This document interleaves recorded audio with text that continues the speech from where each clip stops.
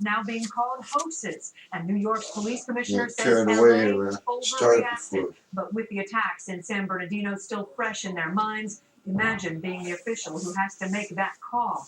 NBC's Miguel Almaguer has late details. Shortly before 7 a.m., police were mobilized, and the decision was made public. The nation's second largest school district saying it received a credible threat, abruptly shutting down all campuses just before the morning bell. They said that it wasn't no school due to a bomb threat, so it's very scary. The unprecedented decision is what many woke up to. Breaking news of the massive district-wide shutdown of LAUSD schools. The threat came by email. A person claiming to be a high school senior, ready with an army to attack schools with guns and bombs.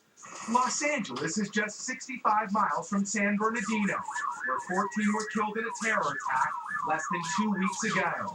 I think the circumstances in the neighboring San Bernardino, I think what has happened in the nation, I think what happened internationally, I, as superintendent, am not going to take the chance with the life of a student. The police chief said the threat was specific to all Los Angeles schools. The implied threat was explosive devices. The specific threat was attack with assault rifles and machine guns. While the chief stood by the superintendent, privately, Los Angeles area law enforcement officials say they advised against closing schools, saying the decision was premature and a bad move. The coordinated sweep of LA schools for bombs, a massive undertaking. LAUSD spans 710 square miles with more than 1,000 campuses and 700,000 students, many about to take final exams. I guess we have to live through this and live this way, trying to see if terrorists are going to come and get us. With school buses suddenly turned around, many had nowhere to go. Staff and parents complained notification came too late. Tonight, Anthony Carzan has to explain to his 4-year-old son, AJ, why fear has gripped the region and now his school. He doesn't know, what's going on in the world, with what happened, Oh, really? He just, what's he learning in school? Happy all the time. Tonight, law enforcement officials are First, still we're all checking happy all campuses the for time. suspicious devices. Meantime, Meantime, a 17-year-old student was struck and killed by a truck after he was crossing an intersection. It's unclear if that student was headed to or from campus after the school closures. Kate? Miguel, thanks so much. And it appears a new normal is emerging after the attack in San Bernardino, as a majority of Americans now say terrorism is their #1 concern. And with that as the backdrop, we saw a tale of two cities today and the very different ways that New York and Los Angeles reacted when the threats came in. Here's our Justice correspondent, Pete Williams, on how it all went down. Children in the nation's largest public school system in New York City headed to class today, even though police said a nearly identical threat was emailed to schools there. New York's police commissioner, who once held that same job in Los Angeles, said LA overreacted. It is not something that we are concerned with. What we would be concerned with is overreacting to it. We will stay aware, we will stay involved, but we at all costs cannot start overreacting. Several law enforcement officials say the writer of both emails claimed to be a high school senior who was bullied and claimed to have an army of supporters who planted pressure cooker bombs and had assault rifles and pistols. The writer claimed to be a radical Muslim but made mistakes in referring to Islam. A phony threat, New York authorities say they concluded, because the same person could not be a student in two places at once. Local and federal law enforcement officials say the LA schools chief made the decision and then consulted the police, who officials say recommended against closing the schools, but there was a unanimous view about how serious the decision was. These are very high stakes. We're not making a decision about the color of a car, what we're going to eat for dinner. This is the safety of our children. There is no more important decision. How to respond in an era of terrorism and when schools have been the scenes of mass shootings has become a huge challenge. Schools are experiencing threats from locally, from students and non-students, as well as swatting threats that occur from across state lines and even international borders, and it sends shockwaves of anxiety throughout school communities. Another factor, the trauma of the recent mass shooting in San Bernardino, and word that investigators say Syed Farouk might have been considering attacks on schools. Tonight, police and the FBI are working to figure out who sent the threats. They've been traced to an email service provider in the U.S. that's been popular with online pranksters. Kate? Pete Williams in Washington tonight. Pete, thank you. It's fitting that national security takes center stage as the candidates face off tonight in the final GOP debate of the year. NBC's Peter Alexander reports a highly anticipated showdown is expected on the Vegas Strip. The Republican candidates are bracing for a freewheeling and fiery slugfest in tonight's final debate of the year. The first with Ted Cruz at number 2, taking shots from Donald Trump. The heated campaign season boiling over as the Trump show rolled into Vegas overnight. We should have been doing that for the last 7 years. I give him credit. Trump's contentious rally repeatedly interrupted by protesters, several forcibly removed and heckled by audience members, one even yelling a Nazi salute. In the 5 weeks since these candidates last shared the stage, the world has changed. Paris and San Bernardino fueling new concerns about terrorism and national security, igniting debates over Syrian refugees and Trump's proposed temporary ban on Muslims entering the U.S. You have the radical Islamic extremists pouring in. All of it reshaping the race, with the contenders competing to show who's the toughest. We will carpet bomb them into oblivion. A unique threat, unlike anything we've ever faced. It's not just foreigners coming into the U.S., it's homegrown violent extremists. That threat now pits Marco Rubio against Ted Cruz and has exposed Ben Carson's lack of foreign policy experience, despite this statement posted to Facebook today. I sure hope we're going to get a lot of questions about foreign affairs and national defense. If so, slam dunk. How are you doing? Once the establishment favorite, Jeb Bush may be setting records for futility. His campaign and super PAC spending more than $35 million in TV ads. But he's still posting only single-digit support. Back on tonight's main stage, Chris Christie picking up steam in New Hampshire with more than 50 visits since June, looking to impress another national audience tonight. The impression these candidates make may stick for a while. The next Republican debate is until the middle of January, after the holidays, just 2 weeks before the Iowa caucuses.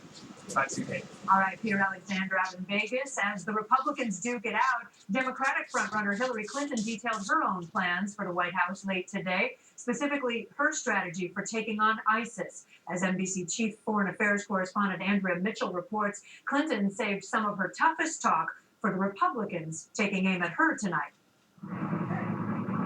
With fear of another San Bernardino or Paris-style attack in the U.S., now a top worry for Americans, Hillary Clinton took on Donald Trump and the Republicans for their rhetoric, accusing them of becoming a tool for ISIS recruitment. Promising to carpet bomb until the desert glows doesn't make you sound strong. It makes you sound like you're in over your head. Her plan to stop ISIS, foil plots, enlist Silicon Valley to attack ISIS online recruitment, tighten screening at the borders, empower Muslim American communities on the front lines. Right. But while Clinton likes to portray herself as a national security grown-up, in contrast to this year's crop of Republicans, Bluster and bigotry are not credentials for becoming commander-in-chief. Critics say she too is vulnerable for policies in Iraq, Syria, and Libya that helped spawn ISIS, and for failing to counter radical Islamic online propaganda.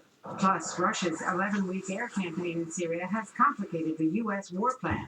Defense Secretary Ash Carter, visiting U.S. pilots in Turkey today, accused Russia of bombing the anti-Assad rebels, not ISIS. There are those who are not yet working in the right direction, and obviously that includes Russia. While John Kerry in Moscow tried to persuade Vladimir Putin that ISIS, which brought down one of Putin's passenger planes, is now a threat to all of the civilized world. And in a clear shot at President Obama, Hillary Clinton also said it's not enough to contain ISIS, as Obama once said. She said ISIS has to be defeated. All right, Andrea Mitchell in Washington. High drama in Baltimore today. Jurors in the trial of the first of the Baltimore police officers charged in the death of Freddie Gray told the judge they were deadlocked and could not reach a verdict. But the judge sent them back to deliberate further.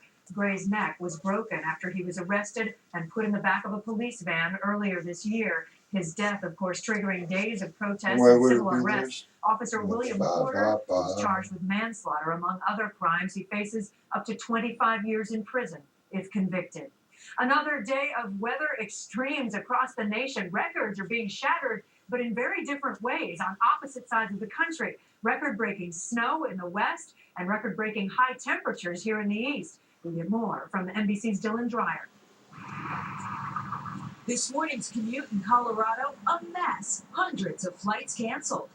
The same storm dumped nearly a foot of snow in parts of Montana. And in Salt Lake City, more than 9 inches fell, more than all of last winter. In the east, the other extreme. Today, Boston warmer than Las Vegas, and New York milder than Phoenix. Here in Central Park, we reached a record high of 68 degrees at 1 o'clock in the morning. And it's not just New York City breaking records in the middle of the night. Philadelphia hit 69 degrees. Wilmington, Delaware, 68. And Providence, Rhode Island reached 64 by 4 a.m.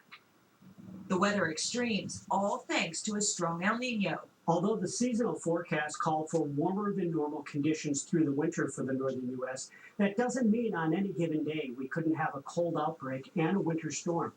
In Vermont, just 11 of the state's 50 ski resorts are open, a serious economic blow. Christmas is really an important holiday for us, and it's not looking so good. But for shoppers, warm temperatures are bringing the savings. At Walmart, coats on sale for 80% off. A change in the jet stream will bring cooler temperatures to the Northeast this weekend, but by next week, the warmth will be back. Just in time for the first official day of winter. Dylan Dreyer, NBC News, New York. Still ahead tonight, high-tech hope for those diagnosed with brain cancer. The experimental device showing great promise that could give these patients something they want so badly, more time. Also, celebrities swear by it on TV, but now hundreds say a popular hair care line has some terrible side effects. Technology empowers us to achieve more. It pushes us to go further. Special Olympics has almost 5 million athletes in 170 countries. The Microsoft Cloud allows us to immediately be able to access information wherever we are. Information for an athlete's medical care or information to track their personal best. With Microsoft Cloud, we save millions of man-hours. I'm painting. The flu virus hits back with aches, chills, and fever. There's no such thing as a little flu, and it needs a big solution. Oh, is that your jacket? Is it really important right now? Call your doctor. I'm filming this too, so you want to say more foul things? Prescription That's my sister saying these things. No. I thought I wanted to know if you're done smoking. No, I'll give you a couple more minutes. You mean, I don't have any cigarettes right now, but I'll have some a little bit maybe. If you develop an allergic reaction, a severe rash, or signs of unusual behavior, stop taking Tamiflu and call your doctor immediately. Children and adolescents in particular may be at an increased risk of seizures, confusion, or abnormal behavior. The most common side effects are mild to moderate nausea and vomiting. Anti-flu, help antiviral with Tamiflu. Hey, McMillan, you gelling? I'm gelling and zinfandel, and so's my new bride, Helen McMillan. I'm so happy my eyes are welling. Dr. Scholl's massaging gel insoles are so soft, they make your feet feel outrageously comfortable. I'm jelly. You're so nice, jelly. Dr. Scholl's. Did you know that good nutrition is critical for brain health? Brain food. Ensure has B vitamins that help support brain health. Now that's smart nutrition. Ensure's complete balanced nutrition has 26 vitamins and minerals and 9 grams of protein. Ensure, take life in. You totaled your brand new car. Nobody's hurt, but there will still be pain. It comes when your insurance company says they'll only pay 3/4 of what it takes to replace it. What are you supposed to do? Drive 3/4 of a car? Now, if you had Liberty Mutual new car replacement, you'd get your whole car back. I guess they don't want you driving around on 3 wheels. Smart. With Liberty Mutual new car replacement, we'll replace the full value of your car. See car insurance in a whole new light. Liberty Mutual Insurance. We're back with a promising advance in the battle against cancer, a device that uses electric waves to target the most aggressive type of brain cancer. Tonight, we meet a woman who hopes it can buy her more time with the people she loves. NBC's Janet Shamlian has the first part of our special series of reports, Target Cancer, Chasing a Cure. Amy Herbst, the busy mom of two, has gotten used to her new headgear, which she sometimes covers with a hat or wig. Diagnosed with glioblastoma, she's trying an experimental treatment that a study out today finds is extending the lives of patients who have the deadliest and most aggressive form of brain cancer. The device works by sending electric waves to the brain, preventing cancer cells from multiplying. It's worn almost around the clock and used along with surgery, radiation, and chemotherapy. It can't cure patients like Amy. Have a great day, girl. But the study shows it can add an average of 5 precious months to their lives. This is the first clinical trial in a decade to lengthen the life of patients with glioblastoma. And so I think that this is going to be really exciting. Glioblastoma is the most common form of brain cancer. The median survival is just 15 months. A prognosis doctors hope the device will change.